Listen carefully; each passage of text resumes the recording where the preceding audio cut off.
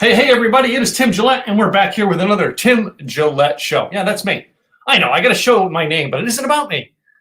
I'm going to introduce you to the coolest people on the planet. Today's guest and I go back many a years. Many a years, all right? As I'm sure he'll probably tell some of the stories about when we met, and how we became close friends. Over the past few weeks, we've been able to catch up a little bit, see what each other is up to, and very shocked that each of us hasn't gone a totally different area than we thought we were going to go when we met each other 17, 18, I don't know how many years ago it was. But anyway, Rob Skiba is my guest today. And I met Rob in 2002 or 2003. I can't remember where. And when he came to Dallas, Texas, I let him crash on my couch, just like a mutual friend of ours, Brian, let me crash on his couch when I was homeless. And it's funny because all three of us are still to this day close friends, even though we don't see each other now. We have gone off to perform and do things that God has told us to do. Somebody bring him up, Mr. Rob Skiba. How are you? I'm good, Tim. How are you, man? Thanks for having me on. It is good to finally get some of the people I know, like who knew me when I didn't have all this, on screen with me finally and record it. Yeah, for sure. Yeah, I just did a quick math. It was 18 years ago. 18 years ago. Yeah. Like kids that weren't born yet are adults now when we met. Yeah. What a time that was. Just real brief.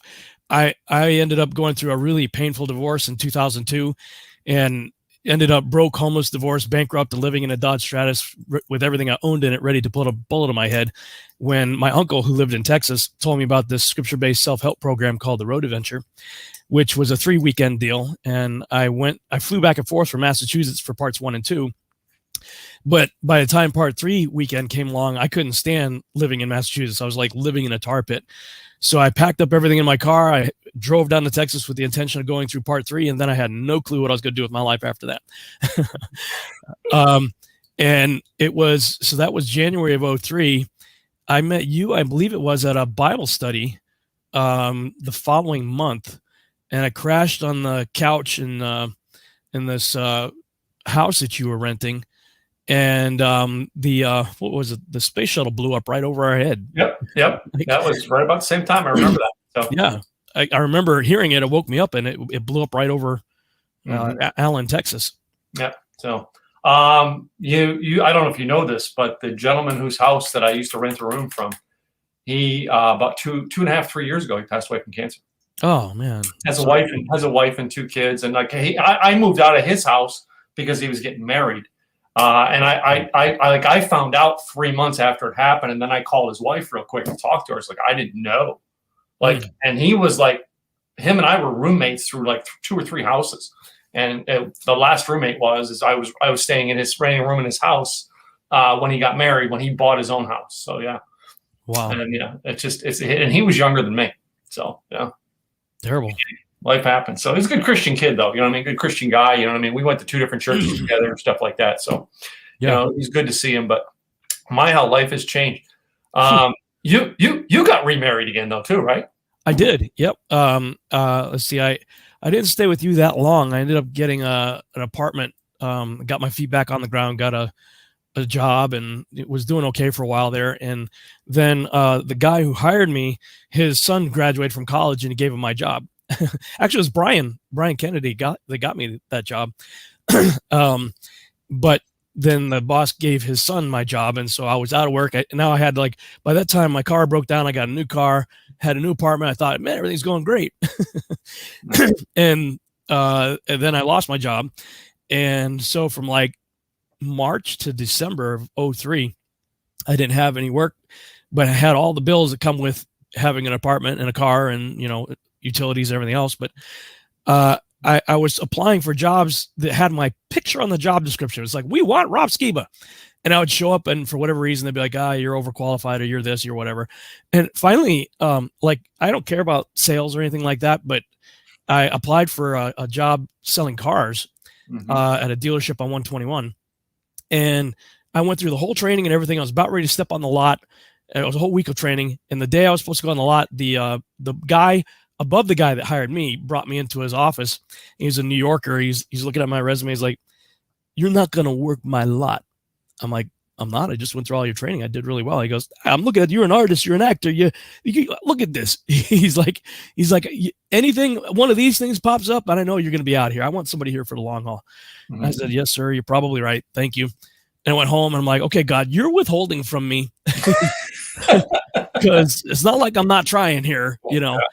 And he just kept telling me, "Well, we got to spend time together, you and I." And I'm like, "Well, then you're going to have to provide for me." And he said, "Deal."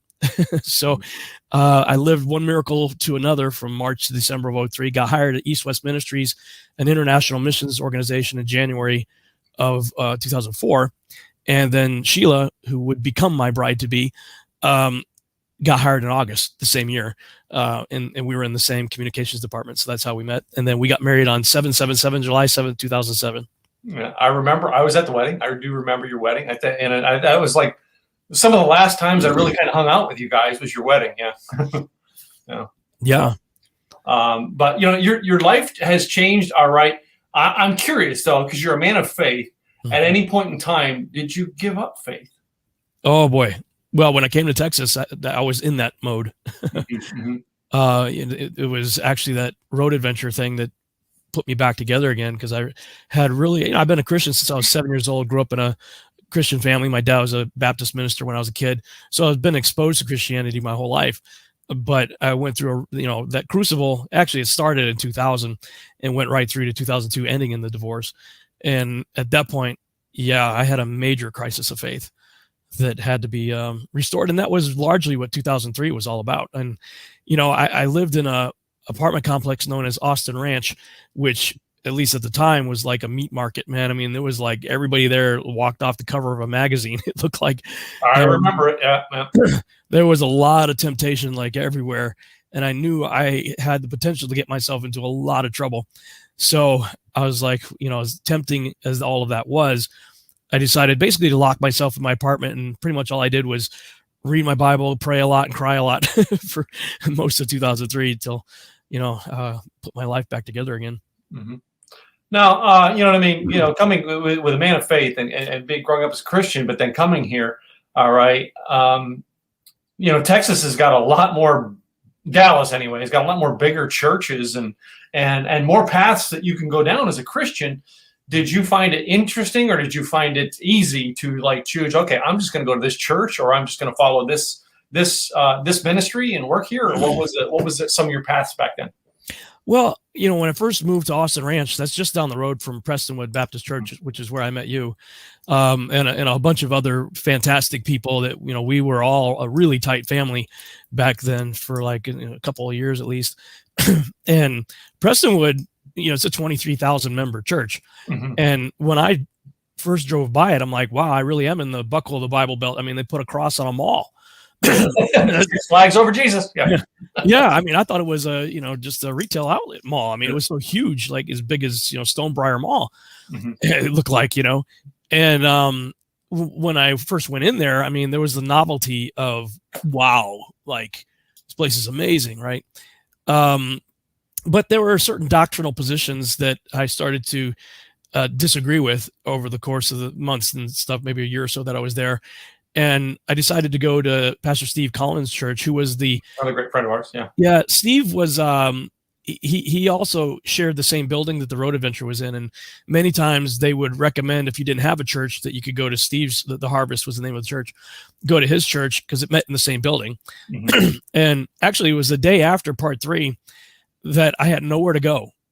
And all I knew was the Road Adventure parking lot on Campbell Road.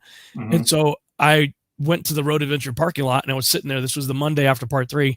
And I have like no clue what I'm going to do with my life. And I look, and Steve Collins had a little office in a little strip mall there, and it was his day off, but the lights were on. So I went in there and I said, "Hey, brother, I'm kind of really lost here. Can I talk with you?" And he spent a good several hours with me on his day off. Mm-hmm. So he became a real brother and friend. And, we attended his church for a number of years. And then we just, every church, there's no perfect church, man. I mean, there's just not. And and I still love Steve and everything, but they were taking things in a bit of a different direction again.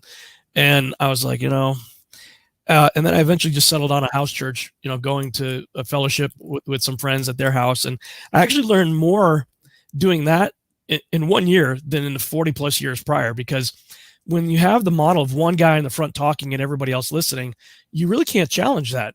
It's not like you say, hey, brother, I don't think that's right. No. You'll be politely escorted out, or maybe not so politely. So pastors' theology sometimes tends to lean towards the people who are putting money in the offering plate. Yeah, man.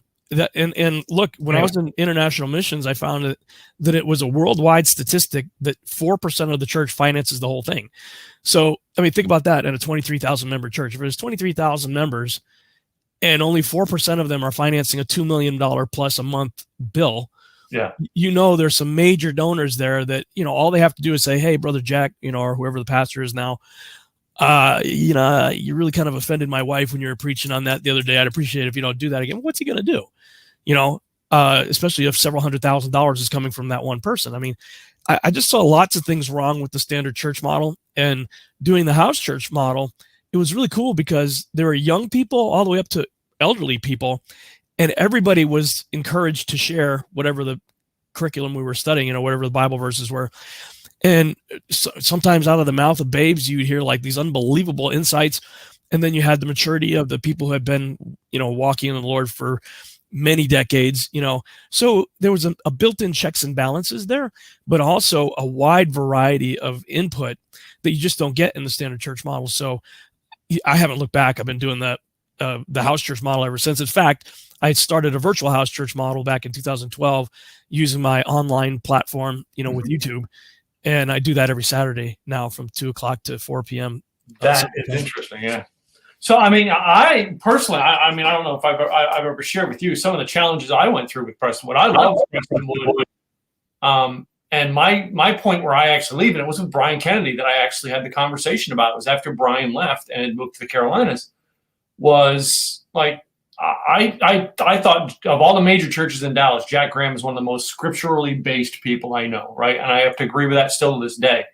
But when he said, God has given me the mission to open up branch churches, and when he stands in a pulpit and it's broadcast at another church, I couldn't get behind that. Mm-hmm. And Brian Kennedy said to me, he says, it's not that it's wrong, but it's wrong for you. And if you stay, you're only going to corrupt other people. You have to leave and go where you went. And I went with I don't know if you know a guy named John who's got Hope Fellowship up in Frisco. That's where I went for many years. I actually worked for the church for a couple of years up in Frisco, and they went to the same model. And I said, I'm sorry, John, I'm out. I can't stand behind that model. Yeah. It's just something, the way we grew up. I mean, I grew up Northeast as well, and that's it. How many times in your life have you had this, Rob, where you're going down something, man, I'm in. And then all of a sudden, maybe it was the road, maybe it was a job, and you're like, okay, okay, I'm not ready to do that change. And you backed off and went, time to change. Yeah. Well, I like to consider myself quite flexible, and I regularly pray that the Holy Spirit will lead me and guide me into what the truth is, no matter what the topic is. And I have a long and well-established public track record of changing my views. Yeah. In many different topics. I'm not afraid to admit that I'm wrong. I think, look, we've all been deceived by, one thing or another throughout our lives. And it wasn't that anybody had ill intent. They may have been deceived themselves, and they're just passing on what they had learned. But once I come to what I understand is the truth, well, I can't continue to support, the other thing. So, because, ultimately, it's just not going to be good for you or other people, because I don't know about you, but actually I think I do know about you, but myself, I can certainly speak and say that I have a hard time keeping my mouth shut when I passionately believe something, you're going to hear about it. Well, no, I was that way when I was younger. All right. I worked in the auto industry. And if I ever believed in my jobs, if I ever believed I was right, I would fight up until the moment I was proven wrong. And then I would step back and I would walk over and apologize and shake the hands of everybody. I'm sorry, I was wrong. I'm sorry, I was wrong. And I remember having a supervisor who basically said to me, I disagree with the way you do things like that. And I said, no, I fully 100% was straightforward, believed that I was right. And I said, and I will always stand when I believe I was right. But when the second I realize I'm wrong, I am going to walk back and apologize to everybody that I disappointed and say I'm not perfect. Yeah. You know what I mean? And that has always been my thing. And that's not even scriptural. That's me and my job type deal, you know? Yeah. Yeah. And I think you've got that same characteristics in the fact that same thing. You know what I mean? If it's making a film or whatever, your spiritual beliefs, you're set in that. If I believe I'm right, I move forward until the point I realize I'm not right anymore. Yeah, absolutely. Yeah. And like, look, if you're not passionate about something, you're doing something wrong. Like, you need to be passionate about whatever it is. And both of us know somebody named Pat Dewar. He's a dear friend and brother and mentor to me, and he always challenged me to make my passion my profession. Yeah. You know. And interestingly enough, I had another guy. This was back in 1997 through 99. I affectionately referred to him as Mr. Miyagi. His name was Joe Sibilia. He was an eccentric multimillionaire, bald guy, used to wear linen clothes and walk around barefoot. And he had a place in Gasoline Alley in Springfield, Massachusetts. Gasoline Alley is this nasty, just what it sounds like. It's all coal and oil and gas industry there. Yeah. He had this little oasis there in the middle of all of that. And I was recommended by a mutual friend to go see him when I was trying to seek investment for movie making. And so he was trying to tell me life lessons that I couldn't. I knew better. Let's put it this way. You know, here I am broke. Here he is a multimillionaire, but I know better. Yeah. He was trying to sow into me. He was trying to teach me something. And so he's listening to me, blah, blah, blah, blah, blah, blah, blah, blah, blah, blah. He's sitting patiently in the windowsill. And like, all I can see is this bald silhouette with this light behind him. And it was almost surreal. I was like, oh, you know, and I'm going, blah, blah, blah, blah. He goes, come with me. And he gets up and he walks outside, and I'm still talking, blah, blah, blah, blah, blah. And he starts picking up cigarette butts and like Coke cans and, you know, just garbage. We're walking down the street and he's picking stuff up, and I'm just still blah, blah, blah, blah, blah. Then I figured, well, maybe I should pick some stuff up too, you know? And so I started picking stuff up too, and I kept talking, and we get back. We walk right back to the place. He throws everything in the garbage. I throw my stuff in the garbage. He sits back in the window, and I'm sitting there looking, and he's not saying a word. And I'm like, okay, so what was that, like wax on, wax off or something? And he's like, dude, you're like trying to save the world. Why don't you start where you're at first? Yeah. Yeah. And that was like so powerful, because here's this guy who has he could live in cush life wherever he wanted to, but he's set up shop at one of the nastiest places because he's trying to clean it up, one cigarette butt at a time if he has to. But in the meantime, he's mentoring people and stuff like that. And I couldn't really receive it then. But it's interestingly enough, though, and we'll get to this, I'm sure, but the first project that I did with the ministry, which you were involved with, I brought it back to Massachusetts. I went back to Massachusetts after making that. And I just said, hey, brother, I couldn't really receive everything you were trying to tell me several years ago, but I want you to know I get it now, and I want you to know this is just a little piece of the fruit of the seed that you sowed into me, back when. And, he kept it, and he's got it in his library now as, a success story, he considers. Mm-hmm. So. I think you gave me a copy of it, and I don't even know if I have it anymore because, then again, I had the apartment fire, which I lost a lot of stuff. So yeah, yeah. So I got to tell this story, man. When I before I got my apartment, and while I was living in my car for a while until I met you, and then you're like, hey, stay with me. But I was praying. I'm like, God, what am I doing here? There's nothing. This place is a desert. There's nothing for me here. I'm going out to LA. I'm going to go. I'm already to like the true Hollywood story, right? Yeah. I'm living in a van down by the river. Yeah. It's like I'm living in a Dodge Stratus with everything I own in it. And so I'm doing interviews. I'm trying to figure out what I'm going to do with my life. And I was headed down to, I can't even remember the guy's name now, but there was some kind of big thing dealing with Noah's Ark down in like Grand Prairie or someplace. I forget what it was now. So I got like all these McDonald's napkins and stuff with appointments. I'm making all these appointments everywhere, and I got them Post-it notes and stuff all over my car, trying to keep track of everything, right? And I'm like, man, I need a planner, some way to keep track of all this stuff, because I don't want to ditch anybody or lose an interview or something. So anyway, I'm driving down to this interview, and I was supposed to go to I think it was Kim Dawson Talent Agency after that. And the first interview, he called me and said, hey, listen, I got tied up with some stuff. Can we postpone? I'm like, oh, okay, sure. So I went to the casting agency 2 hours earlier than I was supposed to be there.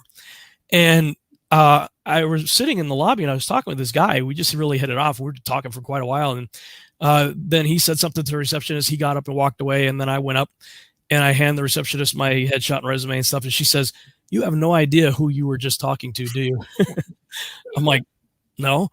She's like, when you go to the movies and you hear the preview voice guy, coming this fall, he's the guy. He did voiceover in Forrest Gump, and he like, no. She says, if you want to know somebody who literally knows everybody in Hollywood, you were just talking to him.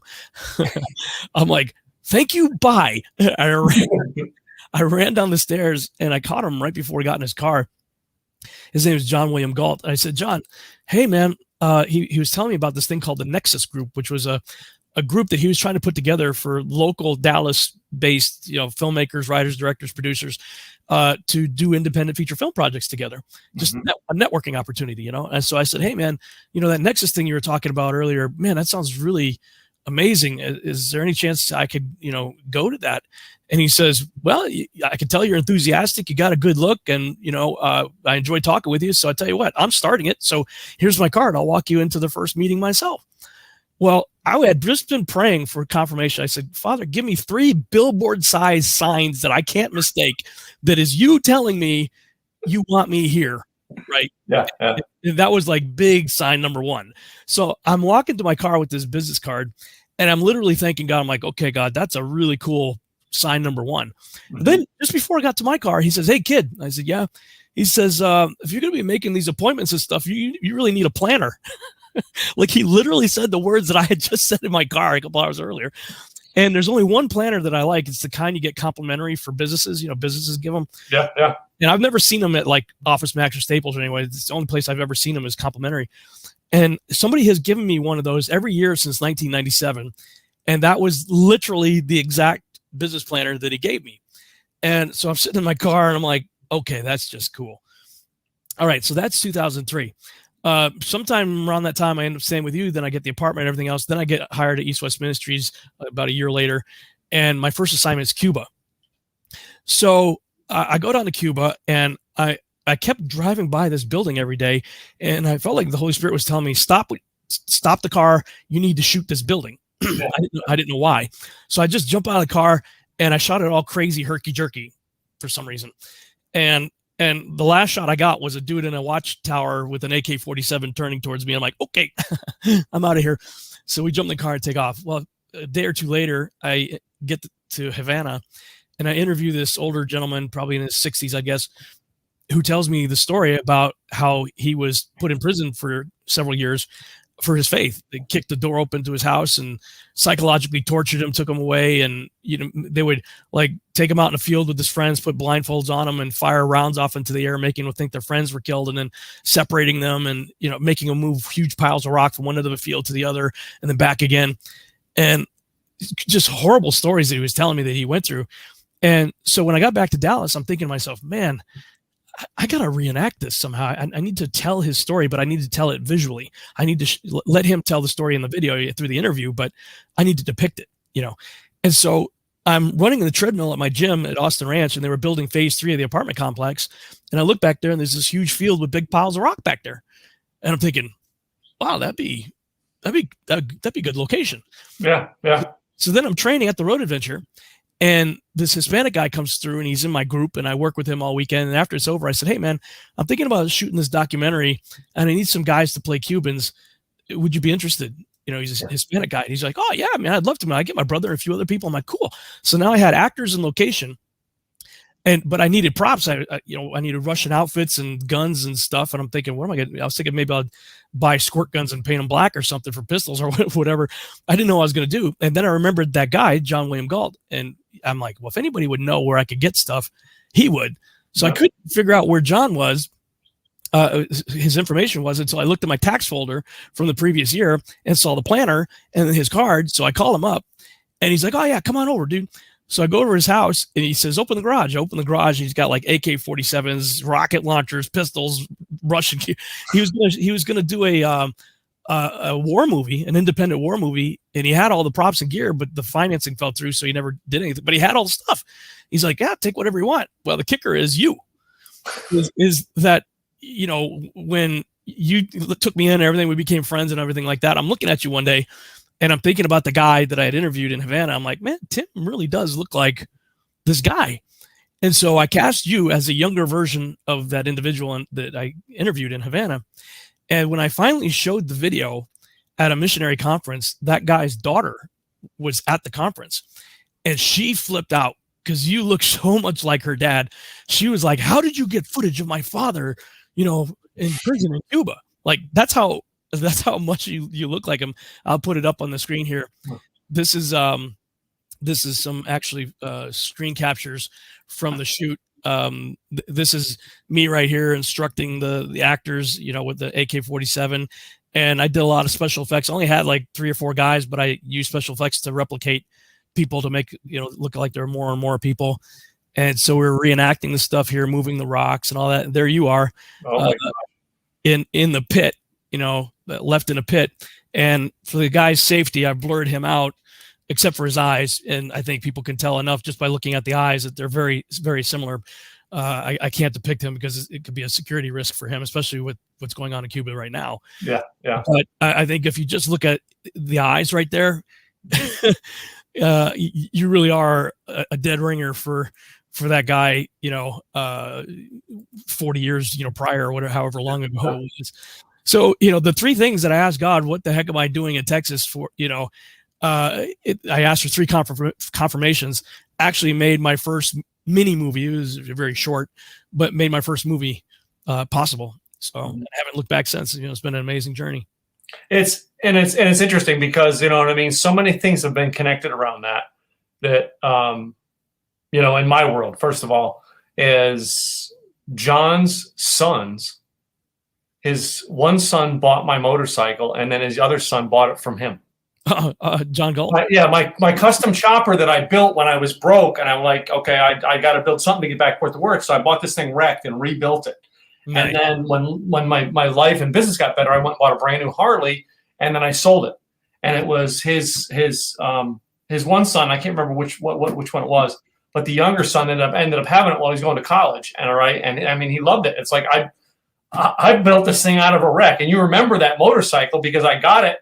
And it wasn't even running right. Didn't have the brakes running right. And our friend Faith is like, you got a motorcycle, you got to go on my run. And I'm like, I didn't want to. And that was the only motorcycle wreck I ever had was on that run.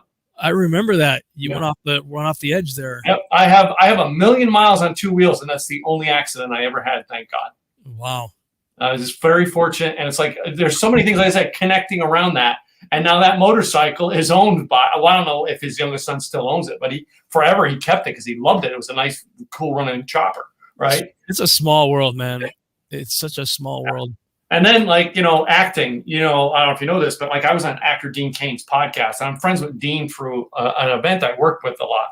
Nice. And actor Dean Cain said to me in 2016 when I was turning 50, I'm like, you know what I mean? I said, I've never thought about acting. He said, he gave me a challenge. He says, I want to see you act in something. I'm like, I already did once.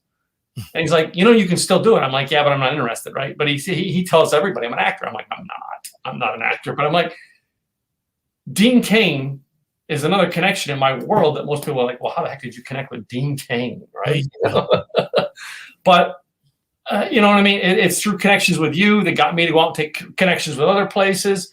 And the same thing in your world, I'm sure. You know what I mean? There's people you now know that we can circle it back and come around. Oh my God, it's, you know, connections we both had when we first came to Dallas. Networking is what it's all about, man. And I do know that when you actually came here, you and I were sitting down someplace, and you said, well, I came from Massachusetts. I got divorced. I'm on my way to California. And I said to you, no, you aren't. No, you're not. And I remember telling my dad that story. And my dad, I didn't even get to the point where I said, no, you're not. And my dad said, so did you tell him he's not going? Because my dad's like, I've seen this story before. I know where it goes. You're staying in Texas. And it's funny because like my brother who lived here at the time lives in New Zealand now. And like I live here and my mom lives here. You know what I mean? Like I'm in Texas to stay. I'm not leaving Texas, even though I work in California. Well, not anymore, not since the pandemic, but before I was out there 6, 7, 8 times, you know what I mean, in a 3-month period of time, you know, and now I'm here in Dallas, but I want to live in Dallas. And like my close friend now and my business coach moved from Southern California here to Texas. And his story was he's from New York, right? When you look at connections in your world, New York, he went to school at Oswego State University. The month he graduated, the following month, the church that I went to, had their National Youth Conference at that college. I stayed in the dorm that he was in his sophomore year. We never met each other until 2011. Nice. All right. But it's even more. It's like when you look at uniqueness. He worked for Air Supply and Guns N' Roses.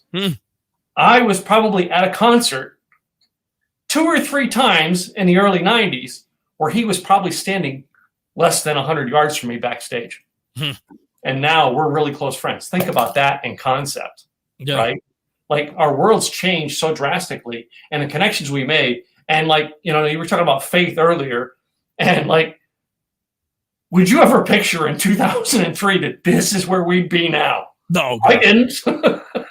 I could barely see 6 inches in front of my face as far as my future goes, you know. And it's funny because you mentioned our friend Faith, and that's God's sense of humor. Because at a time when I had pretty much lost my faith in God's sense of humor, he introduced one of the first people I met here was a woman named Faith, and you know, she's one of these people that gets in your face, you know, and you know, she's an encourager, you know, but she doesn't take any crap. Yeah.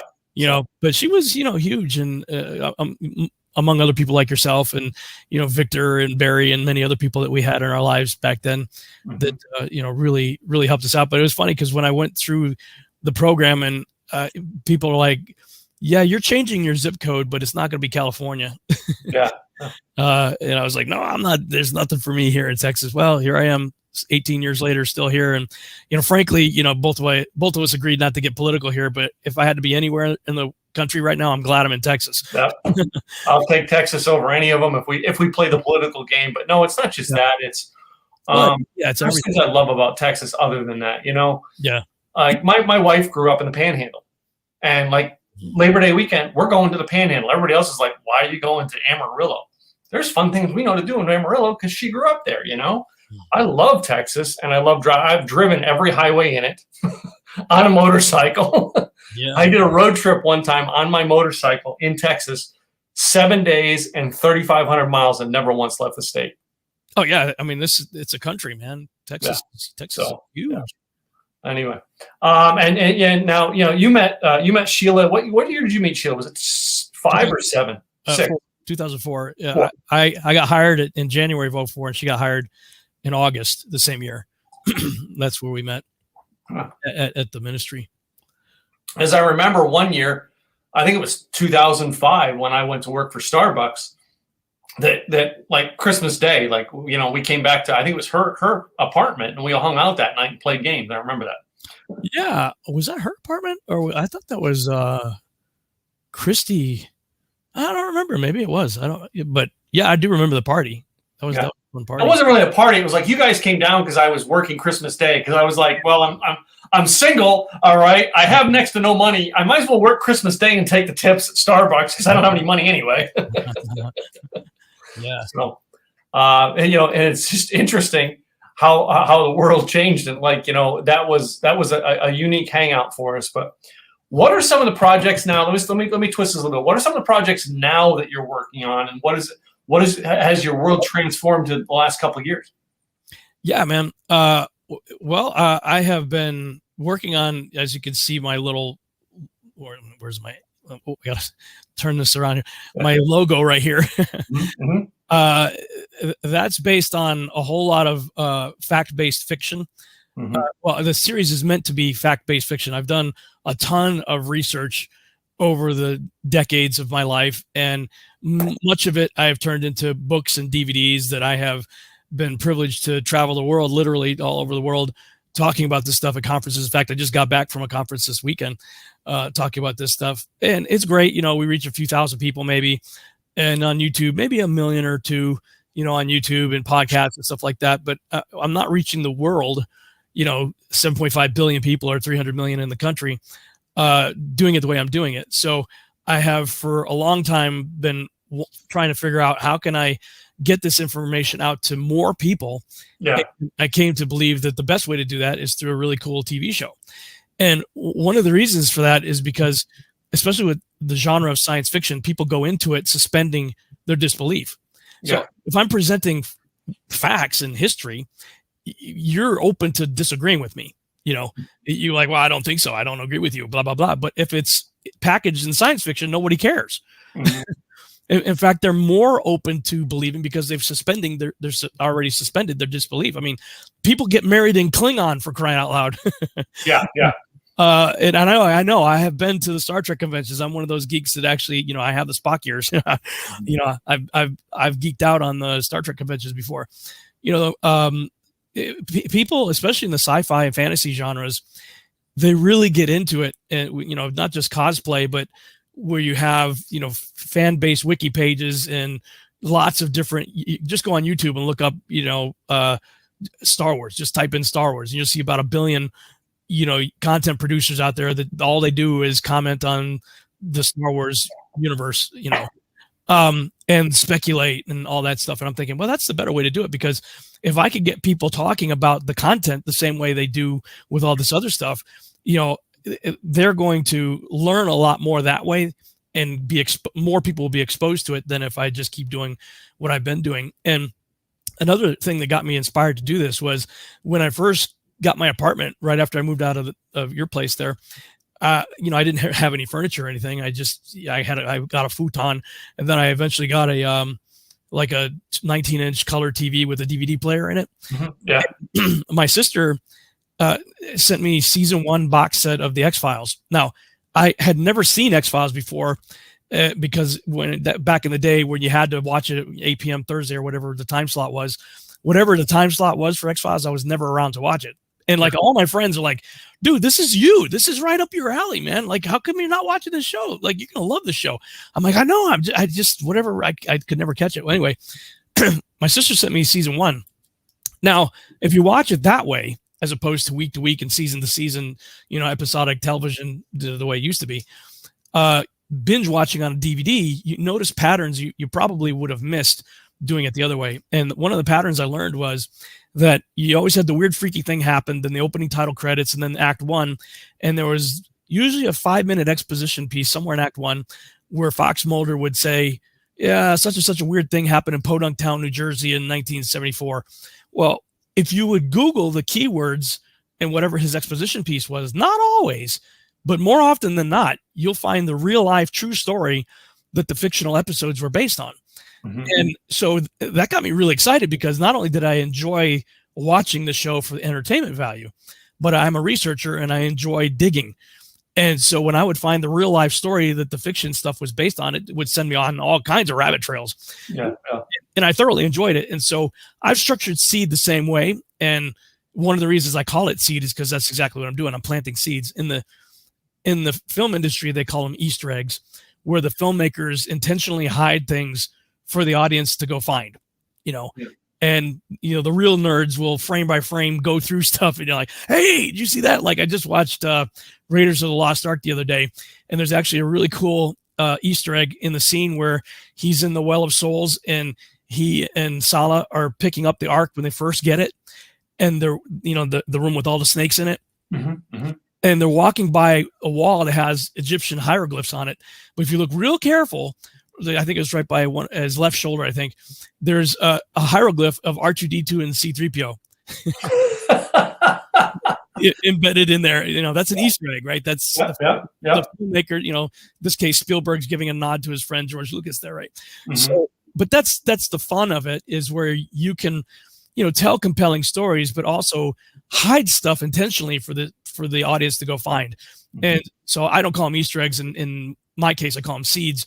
There are seeds in the seed that I'm intentionally hiding there for you, that hopefully, when you pick up on them, it'll drive you into my extended research, elsewhere. And not just my research. There's a lot of other people that I've researched myself that, in fact, there's several guys, two guys in particular, Dr. Judd Burton and Dr. Aaron Judkins are two good friends of mine. They are Christian archaeologists, Christian Indiana Jones guys that have done a lot of really cool stuff and have a lot of great research. And so I have actually written them into seed as themselves. They are actually in the story as themselves, So these are the kinds of things that, as the audience, becomes a little bit more savvy, they'll be like, "Oh, Aaron Judkins or Judd Burton. Wow, these are real guys."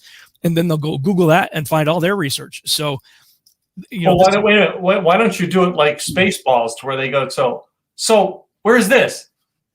This is now? When is then? This is now? Yeah. So, but this is a huge endeavor. And this is not cheap. It's extremely expensive. And to stay on par with anything else, comparable genre out there, we've got a $3 to $4 million per episode budget. And when you consider shows like The Mandalorian that are really hot right now, and other shows, that has about a $6 to $15 million budget. So, the stuff's it's not cheap. But the difference in the world is they understand, and the reason why they have no problem making a movie like Thor or Clash of the Titans or Percy Jackson and the Lightning Thief, 3 movies that all have the exact same theme you and I believe in: Son of God saves the world. Problem is, it's the wrong son of the wrong God. Yeah. Son of Odin, son of Zeus, son of Poseidon. Yeah. But they have no problem financing $150 million for a movie about the Son of God saves the world, because they know that $1 equals one person they're going to reach. Yeah. So this is what I'm trying to get Christians to understand, is like, look, we need to have the same attitude. If we actually want to reach the world, it costs money to reach the world. It does. And that's the bottom line. So, but I've held it out, held my hand open, and he put it in my head to do it. So he's going to have to make it, happen. And I believe I've had enough confirmation over the years to show me that he's got that covered too. So I wait patiently for the provision. Well, I know, you and I were talking today. What was it? Is it the move or filming of, is it the Chosen or no? Chosen. Yeah, that was. That's Daryl Eves. Do you know Daryl? That name sounds really familiar to me. Well, I knew him when he ran Vid Summit out in California because he's in the video space where I'm in, right? But I was shocked to find out he was behind it. I was like, whoa! I think I'm friends with him on Facebook. I'm not sure. I don't know. I don't know him personally like I know you, but I know of him, and he probably knows of me. But actually, the model that The Chosen has followed is the exact model that I've been trying to do since 2009. The reason why they were able to get it quicker than I've been able to do is because they partnered with VidAngel, which is like a sort of a Christian Netflix kind of thing that already has millions of subscribers. So, they were able to pretty quickly raise $10 million from about, I think it was like 16,000 people or something like that. And it's funny you talk about raising money for things. Last night I was actually on a call with a gentleman who my coach put together for us to watch. This gentleman is blind, but if you watch him staring at the camera, you don't know he's blind. Wow. Was born with sight, lost his sight. He is Tony Robbins' #1 salesperson, and Tony Robbins doesn't pay salespeople. Wow. He runs charity events, and his whole message last night was from high to yes.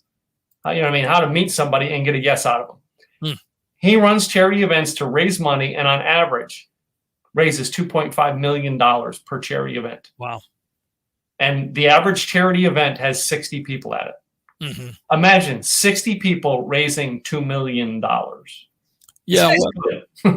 Yeah. I used to host those as well when I was part of my job. I used to joke about it, but it's really kind of true. My job at East West Ministries as a multimedia director there was to make movies or, videos that would make people cry and give money. Yes. That was essentially my mandate, was to go into the foreign mission field, document what's happening there, put it together in an emotional piece that would tug on people's heartstrings. And same thing, we'd have a few dozen people, maybe 100 people, but they were all people of means. Yeah. And they'd raise millions of dollars every year to continue the ministry and do what they do. It's harder to sell. I mean, it's easy to sell that because you're talking about orphans and all kinds of stuff. It's a bit of an educational curve to show why how a film gets you there. Yeah, media is just important. I mean, if you look at just look at 2020 and 2021 if you want to understand the impact of media on culture. Enough said, right? Yeah. But Christians have largely abdicated their positions of influence in media. And if we want to be culturally relevant in any measure, we've got to change that. So, that's sort of the trumpet call that I'm heralding right now. Yeah. Well, I mean, and one thing you kind of alluded a little bit on this. It's a question I always ask my guests, Rob, as we get closer to the end here. When I was younger, I was like 21, 22 years old. I worked at a gas station in Tewksbury, Massachusetts as a part-time job. And my boss, his name was Frank. I don't even know his last name, or I can't remember it now. But Frank gave me advice on the job that turned out to be life advice. And that was, I was having a hard time running my shift. And he says, Tim, I want you to run your shift like you own this business. Caused me to take ownership of everything I do in my life, good or bad. Did someone give you a life advice that maybe started out as just, hey, how to finish the job? I know you kind of alluded a little bit on the gentleman you talked about. Yeah, but maybe anybody else. Yeah, I would say that it's what Pat Dewar said to me, work hard at making your passion your profession. And the cool thing about that is all of us, especially if you grew up, in the church and Christianity and you've been a believer for a number of years, we've all have been given spiritual gifts.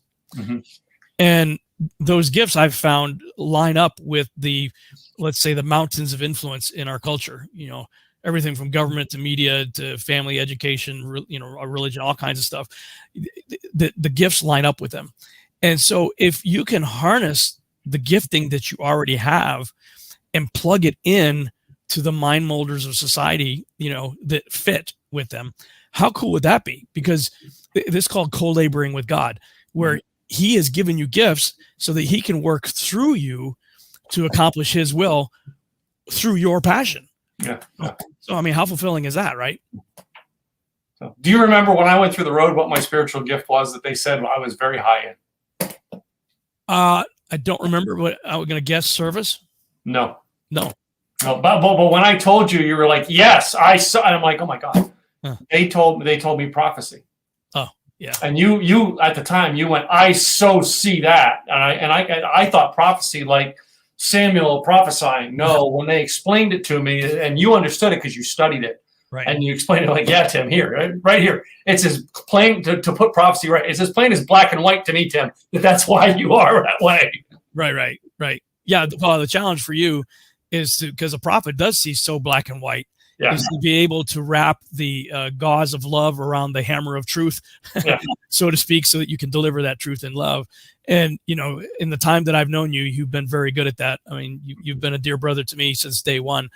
So, that's a powerful, massively powerful, hugely powerful gift to have the compassion and the love and the black and white ability to see truth from lies. So that's awesome, bro. And I won't, and we'll talk off screen about some of the lies I see in our world right now. But anyway. Yeah. Well, Rob, all right. It has been great having you on the show. I know we've gone a little long today, but I want to make sure people can connect with you. All right. Maybe check out some of the projects you got going on. Best website that they can reach you at when they can take this to the next level. And what do you got there? Yeah, absolutely. Well, my primary website is robschannel.com. Robschannel.com is really kind of a hub that will take you to everywhere else. These are a bunch of other websites that you can go to there. But I do have a special going. If you go to robskiba.com, robskiba.com has a /list, robskiba.com/list. You could get on my email list. And if you do, you get a free PDF of my book, Babylon Rising, which was the first book that I have written in a series of books that later became Amazon bestsellers. So you can get a free PDF by signing up there. And that will help you stay connected with me if and when other avenues start to fall apart. I mean, I feel like I'm walking on eggshells these days with censorship on YouTube and stuff like that. So, but yeah, robschannel.com is the primary, and robskiba.com /list if you want to get the free PDF. Cool. Well, Rob, as I said, it's been a joy having you here. But before you go, I got my little 9-question this or that game we've got to play. Okay. I've seen Sammy Hagar do it on TV, and I thought I'm cooler than Sammy. So, as we all know, how big of a Van Halen fan I am. Anyway, and you can't drive 55, so. And I cannot. Oh, trust me. You do. This is another story. Some of the time, my mom and I were talking because my brother Nathan and I used to race on where the tollway is from like Parker Road to Legacy. Now it's like hugely busy, but 2001, 2, and 3, it was dead. Yeah. And we used to race cars up there at night. And I took my friend's Lexus. I had my friend's Lexus at 160 on that. And he had a Ferrari. He never got over 130. And he said, I got my Ferrari up to 130. I'm like, dude, I had your Lexus at 160. Catch up. 9 questions, this or that. Let's end this thing on a fun note. Number 1, I think I know the answer, but I think, you hinted it might be different. Star Wars or Star Trek? Boy, that is a tough one. Star Wars. Yeah. I knew because I knew your story you were going to choose Star Wars, but I heard you mention Trek this time. And I'm like, maybe. Yeah, I love them both for different reasons, but Star Wars had a profound impact on my life at age 7. Yeah. Wow. Yeah, Star Wars. So let's go to comedy TV shows and pick which one was better, MASH or Cheers. Wow, it's funny you should say that. I'm actually binge watching Cheers right now. I remember enjoying MASH, but we are just about done season 10 right now. Sheila and I have been binge watching Cheers. And I'll tell you, Cliff Clavin, there was an episode the other day that I watched where he was getting shock therapy. Yeah. I laughed, even just thinking about it. I laughed so hard. I kept rewinding it. I couldn't breathe. I was laughing so hard. It is. I mean, they were both funny shows. My wife and I got caught up in Big Bang Theory, but oh my God, there's like political connotations to that, or not really political, but like spiritual connotations that are just so off there. But it's just so funny of a show. That you got to watch it sometime. But yeah, my wife and I got hooked on that. And the other comedy, the most recent, was the Parks and Recreation.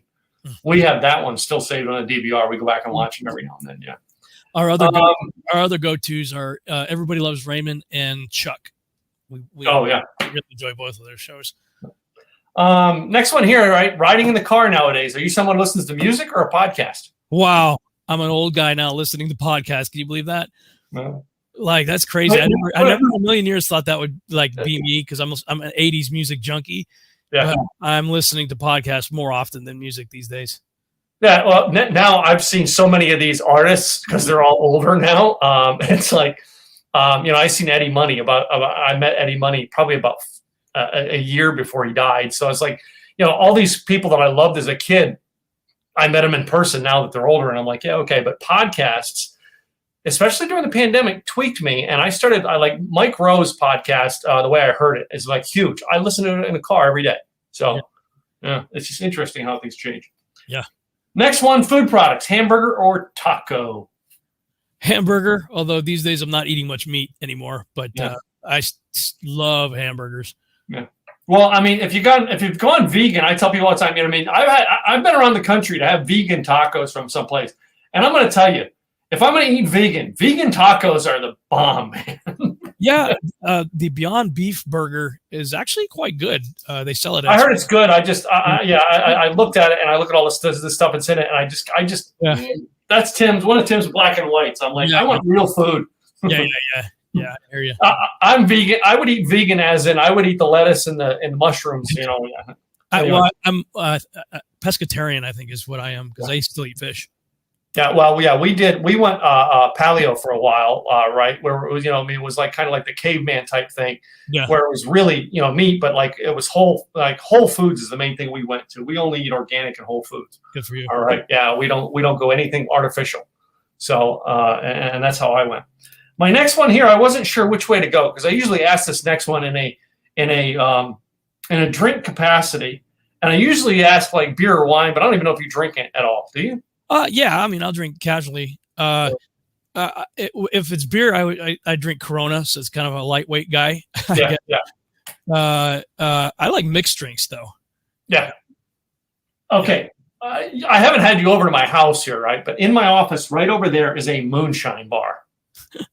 And everybody laughs at me that I have a moonshine bar in my house, because I love moonshine. But anyway, but yeah, I usually the other one I usually switch off from that as I ask, like, coffee or tea. And I know you don't drink coffee. I don't do either, actually.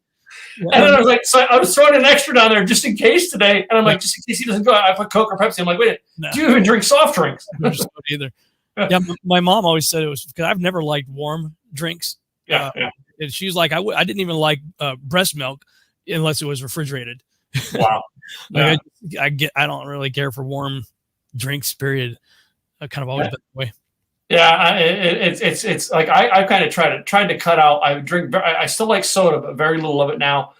I make my own green iced tea every day. Yeah, and it's like I've switched so much into what I holistically goes into my body as opposed to junk. Yeah, good for you. Next one here I got. Well, speaking of junk, if you're going to the movies, popcorn or candy?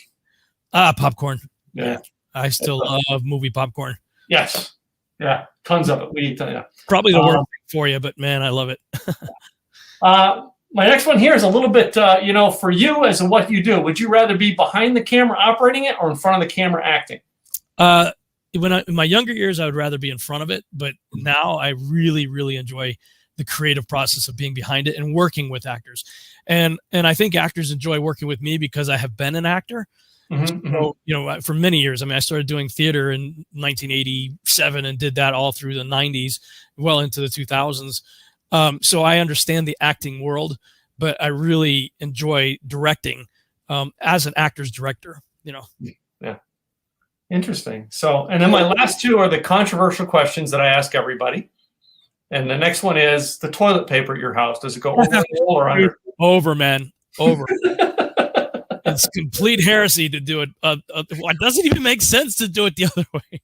So wait a minute. No. This is the difference between you and me. Over, dude. Over. We have two bathrooms. All right. Downstairs is the one with our bedroom. That's the one that's part of the house.